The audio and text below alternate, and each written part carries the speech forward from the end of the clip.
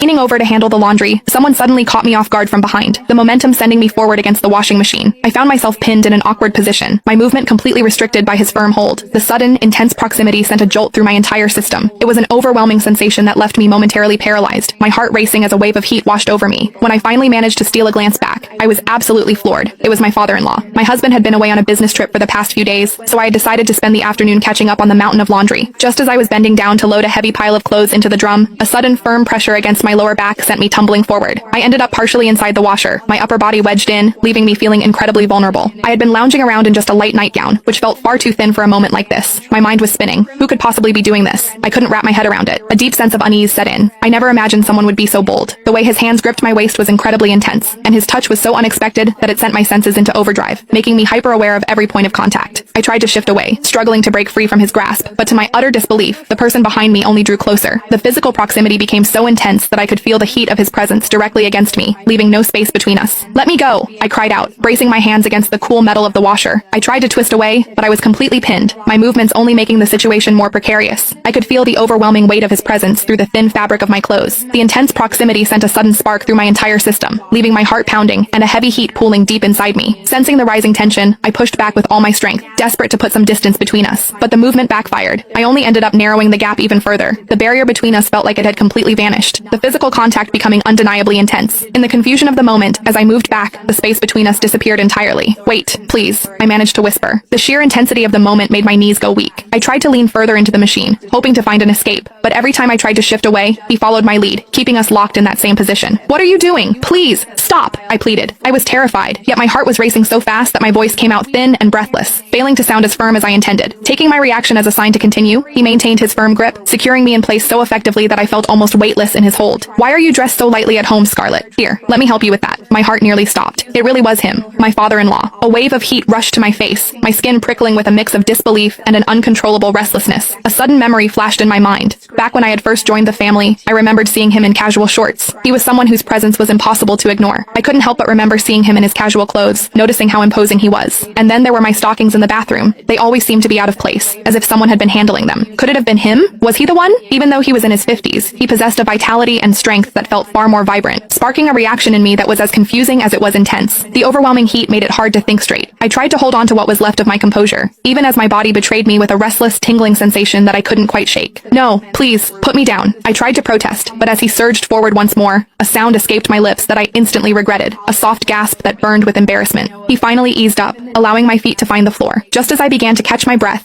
his arms pulled me back in. Instantly,